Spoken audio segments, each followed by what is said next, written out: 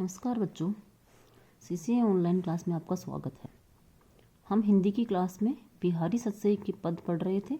इसमें हमने उनका जीवन परिचय और आपका पाठ परिचय और पाठ परिचय के बाद हमने बिहारी सतसई की जो नीति के दोहे थे, नीति श्रृंगार और भक्ति के दोहे थे, उनमें हमने 10 दोहे पढ़ लिए हैं। बाकी बचे हुए जो 10 दोहे हैं वो पढ़ेंगे हम। 10 तक हमने पढ़ लिए थे, उससे आगे वाले दोहे। को छूटो इहि जाल परी कत कुरंग अकुलात, जो जो सूरजी भजो चहत, त्यों त्यों ऊर्जत जात। दो हैं यहाँ पे, दो अर्थ आप यहाँ पे देखोगे, एक भक्त के लिए और एक मृग के लिए। कुरंग यानी मृग, छूटो यानी छूटना, कुरंग मृग, अकुलात यानी व्याकुल होना, जो जो जैसे जैसे, सूरजी सुलझना, चहत यानी चाहना, त्यों त्यों वैसे वैसे, ऊर्जत यानी उलझना, जात यानी जाते हो। कि हे मृग, तुम जाल में फंसने के बाद उस जाल से निकलने के लिए क्यों व्याकुल हो रहे हो। जैसे जैसे तुम इस जाल से सुलझना चाहते हो, बाहर निकलना चाहते हो, वैसे वैसे ही तुम क्या होते जा रहे हो, उलझते जा रहे हो। अर्थात कवि बिहारीदास जी कहना चाहते हैं कि जो भक्त है वह मोह माया में इस प्रकार फंस गया है कि वह उससे बाहर निकलना चाहता है, लेकिन वह जैसे जैसे बाहर निकलने की कोशिश करता है वैसे वैसे वह ज़्यादा उलझता जाता है। नेक्स्ट है, बतरस लालच लाल की मुरली धरी लुकाए। एक नायिका है या राधिका को ले लेते हैं, राधिका है, वो श्री कृष्ण की मुरली से संबंधित है। इसमें सोह करे बोहनु हंसे, देन कही नटे जाए। नायिका या राधिका ने बातों के रस के लालच में, श्री कृष्ण की बातों के रस के लालच में क्या कर ली, श्री कृष्ण की मुरली को उन्होंने क्या कर लिया, धरी लुकाए। लुकाए यानी छुपा लिया। सोहन करे, जब वो अपनी मुरली देने के लिए कहते हैं तो वह उनको सौगंध देती है या शपथ देती है कि मैंने तो नहीं ली। क्या करती है, सोह करे, सौगंध देती है या शपथ लेती है कि मैंने तो नहीं ली। बोहनु हंसे, और बोहों में ही हंसती है, मतलब मंद मंद मन में ही मुस्कुराती है। देन कहे नट जाए, और जब वह अपनी मुरली को देने के लिए कहते हैं तो वह मना कर देती है, नट जाती है।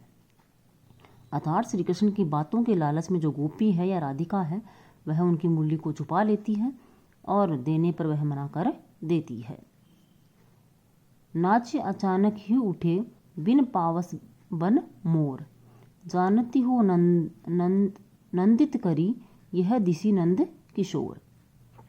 यहाँ शब्दार्थ देखिए, नाच यानी नाचना, पावस यानी वर्षा ऋतु, बन यानी वन में, मोर का मोर, जानती यानी लगना या जानना, नंदित का होगा आनंदित, दिशी यानी दिशा, नंद किशोर श्री कृष्ण के लिए है। कवि बिहारीदास जी कह रहे हैं कि अचानक ही जो मोर है वह बिना वर्षा ऋतु के ही वन में नाचने लगता है। बिना वर्षा ऋतु हुए ही जो मोर है वह क्या करने लगता है, नाचने लगता है। एक नायिका कह रही है या गोपिका कह रही है कि अचानक ही जो वन में मोर है वह नाचने लगता है जबकि वर्षा ऋतु नहीं है। जानत हो आनंदित करी, यह दिशी नंद किशोर। ऐसे लगता है मानो इस दिशा में श्री कृष्ण ने क्या, इस दिशा को आनंदित करने के लिए श्री कृष्ण इधर आ रहे हैं। अर्थात क्या क्रीड़ाएं करने के लिए या विचरण करने के लिए नंद किशोर इस दिशा में आ रहे हैं। इस बात का भ्रम किसको हो गया है, मोर को हो गया है, और इसके कारण वह नाचने लगा है। अर्थात कहने का तात्पर्य ये है कि श्री कृष्ण के आने से आकाश में ऐसे लगता है, उनका भी श्याम रंग था और बादल का भी श्याम रंग होता है, तो श्याम रंग को देखकर मोर को ऐसा प्रतीत होता है कि आकाश में बादल छा गए हैं, जबकि वन में कौन आए हैं, श्री कृष्ण आए हैं, जिसके कारण मोर नाचने लगता है। लिखन बैठी जाकी छवि, गही गही गरब गरूर। एक नायिका की सौंदर्य का यहाँ पे वर्णन आपको देखने को मिलेगा।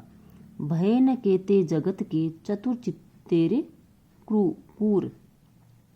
चतुर का चालाक होगा, चितेरे यानी चित्रकार, और कूर का होगा मूर्ख। एक नायिका की सुंदरता के बारे में है, छवि यानी रूप।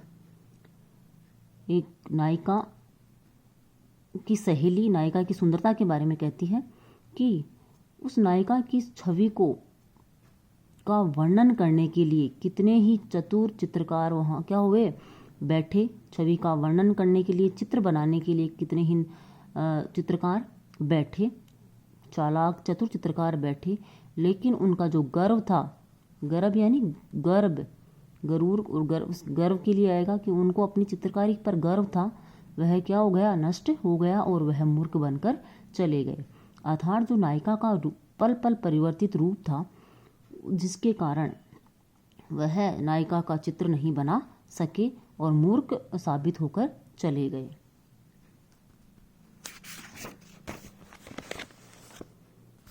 नेक्स्ट है झीने पट में नायिका की सुंदरता का वर्णन। यहाँ भी है, एक सखी दूसरी सखी से या नायिका की सुंदरता का वर्णन करते हुए नायिका की सखी कह रही है। झीने यानी पतले, पट यानी वस्त्र में, वस्त्र, जुलमूली कान का ये आभूषण का नाम है ये, झलकती यानी झलकना, ओप यानी प्रकाश या शोभा, अपार का अपार ही होगा। सुरतरु की मनु, सुरतरु कल्पवृक्ष, मनु यानी मानो, सिंधु समुद्र, लस्ती यानी शोभित, पल्लव यानी पत्तों, डार का डाली, डालियों सहित पत्ते। एक जो नायिका है उसने कैसे वस्त्र धारण, उसकी सुंदरता का, उसके कान के आभूषण की सुंदरता का वर्णन करते हुए कवि बिहारी कहते हैं कि नायिका झीने पट में उसके पतले वस्त्रों में, नायिका के पतले वस्त्रों में जो कान का आभूषण है उसकी अपार सुंदरता झलक रही है। नायिका के पतले वस्त्रों में नायिका के कान के आभूषण की सुंदरता अपार दिखाई दे रही है या झलक रही है। ऐसे लगता है मानो, मनु यानी मानो, ऐसे लगता है मानो समुद्र में कल्प वृक्ष के पत्ते डालियों सहित सुशोभित हो रहे हो। मतलब उनका जो कान का, नायिका के कान का आभूषण है वह समुद्र में जिस प्रकार से वृक्षों के पत्ते सुशोभित होते हैं डालियों के साथ, उसी प्रकार से उनका जो कान का आभूषण है वह सुशोभित हो रहा है। इसमें नायक और नायिका के मिलने का वर्णन इस पद में, नेक्स्ट पद में किया गया है। कहत नटत रीजत खीजत, मिलत खिलत लजियात, भरे भुवन में करत है नैनन ही सो बात। भुवन यानी भवन में एक सभा हो रही है और सभा में नायक और नायिका दोनों बैठे हुए हैं सभी सदस्यों के बीच में। उस समय उन दोनों के द्वारा किस तरह से बात की जाती है उसका वर्णन यहाँ पे किया गया है। नायक नायिका के अभिसार जिसको बोलते हैं, अभिसार का वर्णन यहाँ पे किया गया है। इशारों में ही दोनों बातें करते हैं। कहत, दोनों एक दूसरे से कुछ इशारे में ही बात कहते हैं। नटत, और मना कर देते हैं। रीझत, जब नायिका मना करती है तो नायिका की मना करने की कला पर जो नायक है वो क्या होता है, रीझता है, मतलब उससे प्रेम करता है। खीजत, और फिर गुस्सा प्रकट करता है। मिलत, जब दोनों की आंखें मिलती हैं तो वह दोनों क्या हो जाते हैं, खिलत, प्रसन्न हो जाते हैं। और लोगों की लज्जा के डर से, लोगों के देखने के डर से वो क्या हो जाते हैं, लज्जित हो जाते हैं। इस प्रकार से भरे भवन में नेत्रों से ही दोनों क्या करते हैं, आपस में बातें करते हैं। नायक और नायिका भरे भवन में एक दूसरे से क्या कर रहे हैं, बातें कर रहे हैं। किस प्रकार से बातें कर रहे हैं, कहते हैं, कोई बात कहते हैं, फिर मना कर देते हैं, फिर एक दूसरे से पर रीझते हैं। और नायिका के मना करने की कारण नायक उस पर रीझता है और फिर वो एक दूसरे से गुस्सा होते हैं। जैसे ही उनकी आंखें मिलती हैं तो वह उनका मन है वो प्रसन्न हो जाता है, खिल जाता है। लोक लज्जा के डर के कारण वह क्या हो जाते हैं, लज्जित हो जाते हैं। नेक्स्ट है, कागज पर लिखत न बनत, कहत संदेशु लजात। कहिए सबू तेरे ही है, मेरे ही है की बात। एक विरहणी नायिका का यहाँ पर वर्णन किया गया है। विरहणी नायिका कहती है अपनी सखी से कि कागज पर मैं अपने प्रिय के लिए कुछ लिखना चाहती हूँ। कहत संदेशु लजात, और संदेश देने से मैं क्या हो, तुम मुझे लज्जा आती है। कहने से मुझे क्या आता है, संदेश के रूप में मैं कहना चाहती हूँ, लेकिन मुझे क्या आती है, लज्जा आती है या शर्म आती है। कहिए सबू तेरे हृदय मेरे हृदय की बात। लेकिन जो मेरा हृदय, आपका हृदय है, प्रिय का, मेरा प्रियतम का जो हृदय है वह मेरे हृदय की सारी बातों को जानता है। नायिका का कहने का मतलब है कि वह लिखना चाहती है लेकिन लिख नहीं सकती, कहना चाहती है लेकिन लज्जा के कारण वह कह नहीं पा रही है। लेकिन वह उसने कहा कि मेरे हृदय की बात को कौन जानता है, नायक का हृदय जानता है। अर्थात हम एक दूसरे के हृदय की बात को जानते हैं, पहचानते हैं। नेक्स्ट है, कहत सबे बेंदी किए अंकु 10 गुनो होत, तिये लिलार बेदी किए अगणितु बढ़तु उदोत। उदोत यानी प्रकाश या शोभा, बेंदी का बिंदी, अंकु का अंक, 10 गुना का 10 गुणों 10 गुना, तिये यानी तुम्हारी, लिलार यानी ललाट, अगिनतु अगणित। नायिका की फिर सुंदरता का वर्णन है। कहत सबे बेंदी की सभी कहते हैं, एक नायिका की सुंदरता के बारे में सखी कह रही है, उसकी सहेली कह रही है कि सभी लोग कहते हैं कि एक अंक के आगे क्या लगाने से, बिंदी लगाने से वह क्या हो जाता है, 10 गुना हो जाता है। किसी भी अंक के आगे आप क्या लगाओगे, एक जीरो लगा दोगे, बिंदी लगा दोगे तो वह क्या हो जाएगा, 10 गुना हो जाएगा। तिये लेकिन हे नायिका, हे सखी, तुम्हारे ललाट की जो बिंदी है, अगर तुम ललाट पर बिंदी लगाती हो तो उसकी सुंदरता कैसे हो जाती है, अगुणित हो जाती है, या उससे अगणित प्रकाश हो जाता है, या तुम्हारे ललाट की शोभा है वह अगणित हो जाती है। कहने का तात्पर्य है कि अगर एक अंक के आगे जीरो लगाएंगे तो वह 10 गुना हो जाएगा, और तुम्हारे ललाट पर जो बिंदी लगी हुई है उसके कारण कि क्या तुम्हारी जो सुंदरता है अगुणित हो गई है, जिसकी गणना नहीं की जा सकती। नेक्स्ट है, डीठी न परतु समान दुति कनक कनक से गात। नायिका की अतिशोक्तिपूर्ण सुंदरता का वर्णन यहाँ कवि के द्वारा किया गया है। अतिशोक्ति यानी बात को आवश्यकता से ज़्यादा बढ़ा चढ़ाकर कहना, तो कवि के द्वारा बात बढ़ा चढ़ा के नायिका की सुंदरता का वर्णन यहाँ पे किया गया है।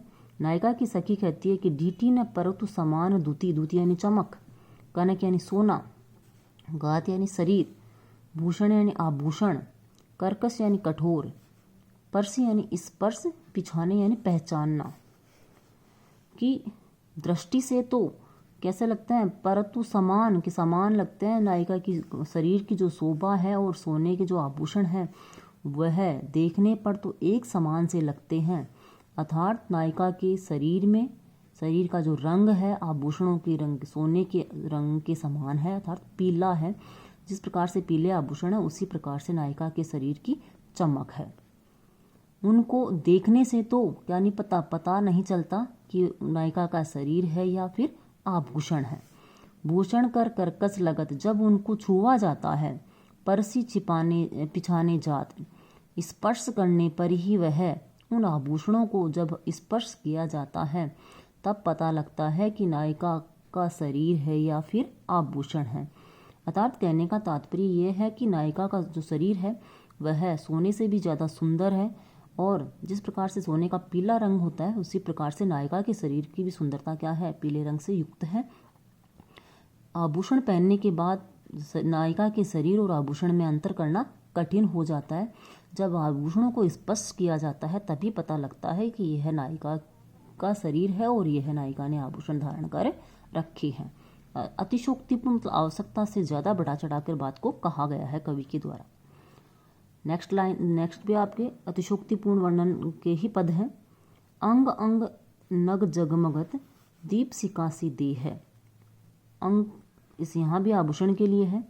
जगमगत जगमगा रहे हैं, चमक रहे हैं। दीप सिका दीपक की लो है, देह यानी शरीर।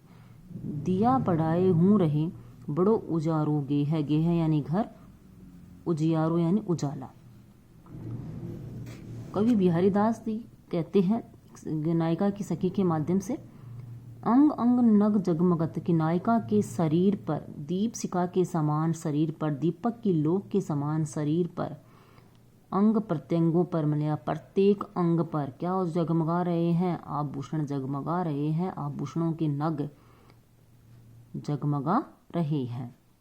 नायिका का शरीर किसके समान है, दीपक की लोक के समान या दीप सिका के समान। नायिका के दीपशिखा के समान अंगों पर क्या सुशोभित हो रहे हैं? आभूषण सुशोभित हो रहे हैं। दिया बढ़ाए हूँ रहे, अगर दीपक को बढ़ा दिया जाए, जिसको हम बुझाना कहते हैं, दीपक को बुझा दिया जाए तो भी बड़ो उजियारोगे है, फिर भी घर में क्या बना रहता है? उजाला बना रहता है। अर्थात कहने का तात्पर्य ये है कि नायिका इतनी सुंदर है और उसके आभूषण इस प्रकार से जगमगा रहे हैं कि अगर दीपक को बंद भी कर दिया जाए तब भी घर में उजाला रहता है। तो बात बढ़ा के कही गई है। इस प्रकार अतिशयोक्ति अलंकार यहाँ पे आपको देखने को मिलेगा। अलंकार का नाम भी है अतिशयोक्ति। अब आपको देखना है कि जब आप व्याख्या करोगे तो व्याख्या में आपको पॉइंट्स बना के व्याख्या आपको करनी है। तो पॉइंट्स में आपने पहले 9, 10, 11 में आपने की है, लेकिन फिर भी मैं आपको एक बार फिर से बता देती हूँ। पहला पॉइंट आपका होगा संदर्भ। संदर्भ में आप पुस्तक का नाम, पुस्तक के पाठ का नाम, पाठ के राइटर का नाम आप लिखोगे। फिर दोगे आप प्रसंग। प्रसंग में आप इससे संबंधित बताओगे कि किस चीज़ के बारे में क्या बताया गया है। फिर आप डालोगे शब्दार्थ। नेक्स्ट टॉपिक, शब्दार्थ में आप शब्दार्थ लिखोगे। व्याख्या करोगे, व्याख्या में इसका अर्थ लिखोगे आप लोग। विशेष करोगे, विशेष में कम से कम 5-6 पॉइंट्स आपको लिखने हैं। तो 5-6 पॉइंट्स में आप बताओगे अलंकार, छंद, भाषा, रस और गुण, ये चीज़ें आपको, और पद में जो विशेषताएं आपको नज़र आ रही हैं वो विशेषताएं आपको बतानी हैं। इस प्रकार आपका जो फर्स्ट जो मेरा पढ़ा है वह फर्स्ट चैप्टर है बिहारी के पद, वह पूरा हुआ। धन्यवाद।